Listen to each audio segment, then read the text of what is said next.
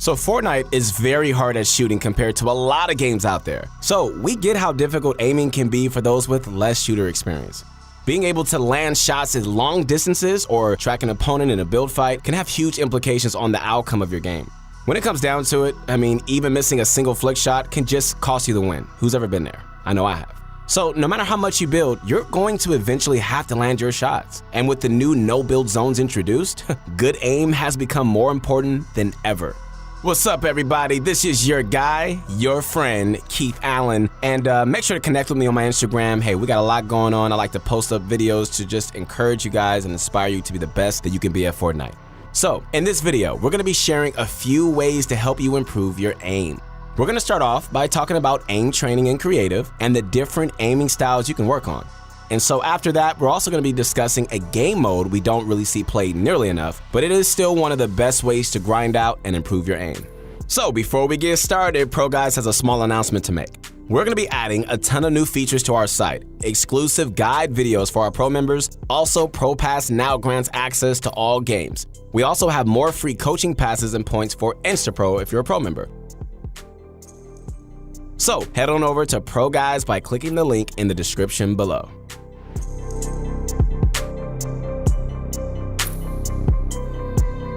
So usually playing aim training maps before you hop into the actual modes, it's probably one of the most consistent ways you can help improve your aim.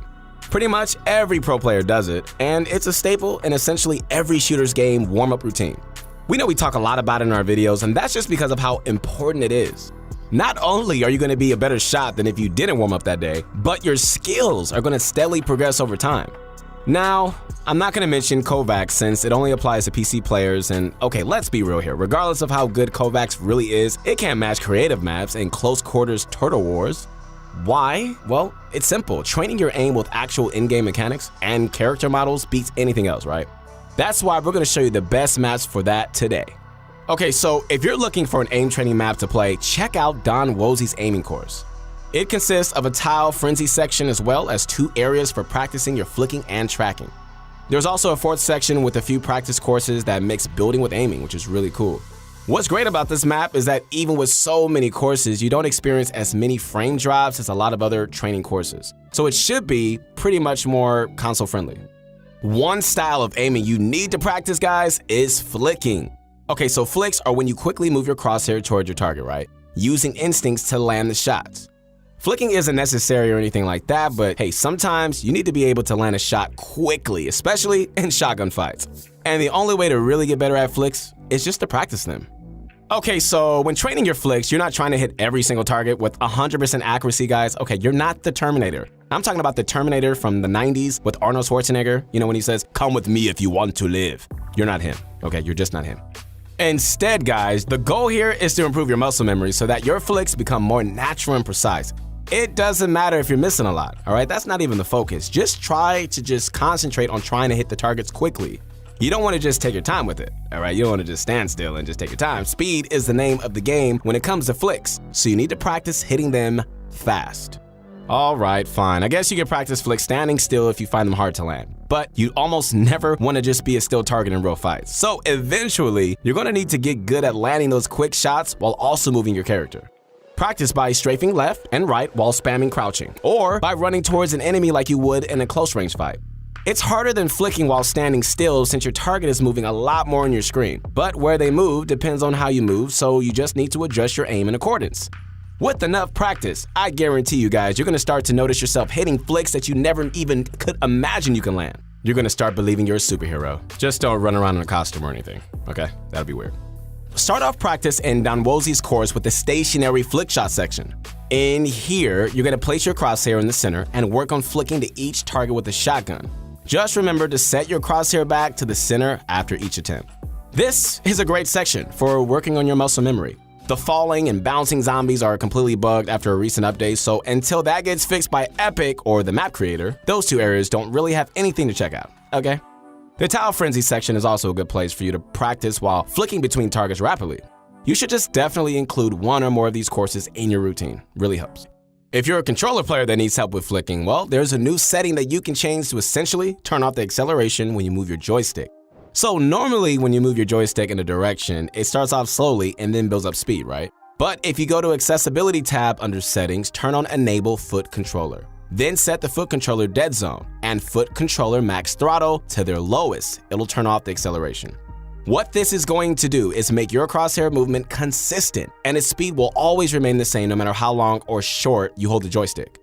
Mouse players turn off acceleration all the time, and in Fortnite, it's actually turned off by default. It makes aiming much more consistent, and you'll be able to build your muscle memory a lot easier. Some people might not like this setting, but you should give it a try if you're having trouble landing flicks. Unfortunately though, it doesn't seem like it exists on Xbox for some reason. But you know what, there is a good chance it does get added in the future. But for now, Xbox players, you're out of luck.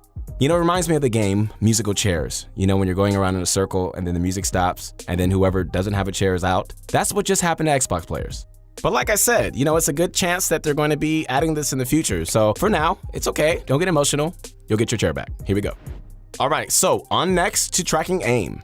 This is the type of aim you guys want to use to laser players running in the distance or gliding in the air. Tracking, my friends, is all about reacting to your opponent's movement and adjusting your aim based on how they're moving. Like, if you see a player running in a straight line, you're going to react to that by putting your crosshair on them and then adjusting your crosshair based on their speed and direction. Then, if they change direction or jump, you react to that movement change and adjust your aim again. Part of good tracking, guys, is knowing how certain movements work in the game, like with gliding or running. But you also need to be in tune with your mouse or controller to execute it effectively. That's the biggest problem players have with tracking. They don't know how to translate what they're seeing on their screen into crosshair movement. That's why you need to practice. A good place on Donwazi's map to warm up your tracking, start off with 360-degree close-range zombie tracking section. Then, if you want more of a challenge, hey, you can move on to the short strafe zombie tracking course.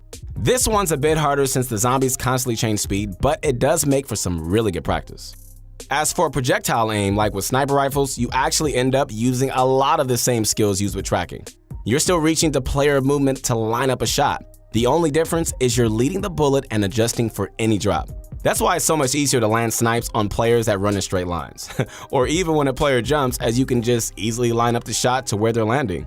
If you're an avid user of snipers, you definitely want to spend a bit of time training your shots against movement targets. The moving tile frenzy courses are really good for that. In there, you're going to get used to the projectile speed and bullet drop practicing. It's something you definitely want to practice if you find yourself missing a lot of shots against moving targets often. If you're able to start landing snipes on moving targets, I mean, you just open up so many more kill opportunities for yourself. Lastly, my friends, let's talk about Turtle Wars. If you haven't heard of it yet, Turtle Wars is a custom mode for creative that's basically a really intense deathmatch. You spawn in a big room, right? You choose some weapons and then go for a bunch of kills. Respawn is enabled, so if you die, don't worry about it. You'll just keep coming back again and again as much as you want. It's a really great way just to train your aim because it has constant engagements, close-range fights, and it just throws building into the mix, which is amazing. So many fights and actual matches occur in close quarters, right? Especially in competitive endgames, the place that we all want to master. So getting practice in that area has a lot of value. It's sort of like Team Rumble, but it's much more intense and a better simulation for competitive matches. Your aim assist isn't the only thing that's going to improve by playing Turtle Wars. With how many players are around you, the mode forces you to just learn how to properly defend yourself if you want to avoid repeatedly dying, which is super annoying. It also teaches you how to pressure players inside their boxes when they play defensively. Things like wall replacing, edits, and phasing into boxes are all techniques that are used here, so it's a great place to practice them. You can also learn how to effectively navigate through structures since you'll basically be surrounded by them. Having awareness of all the players around you and knowing how to approach them with builds is a skill all on its own. Turtle Wars really haven't changed much since Season 9 either. There hasn't really been any new features or additions since then for map makers just to go on and just update their work. So if you go search for Turtle War levels to play on and find some older posts, hey, do not be turned off by their age, okay? They might eventually get updated if new features or weapons get added, but until then, they're perfectly fine to play on. With how the creative code system works, you basically just need to follow the map creator on their YouTube or other social media to just be up to date on any changes. So if you want a good Turtle Wars map to play on, Saldrian's Turtle Wars is our favorite right now. It's a lot smaller than other maps, which makes the lobbies easier to fill and makes the games feel just way more concentrated. It can hold up to 12 players, but you can run fine with only a few players too. The first thing you're probably going to notice is how you can't build very high, but that's fine. Remember guys, they're called Turtle Wars because the whole experience involves running throughout the build and looking for kills. It's not really a space to just try and build up high. If you need to find other players to play Turtle Wars with, hey, the best place to do that, ladies and gentlemen, is the Fortnite Pro League Discord server. In their creative chat room, you can post a message letting others know you're hosting Turtle Wars, right? Or you could just find somebody else and just join them.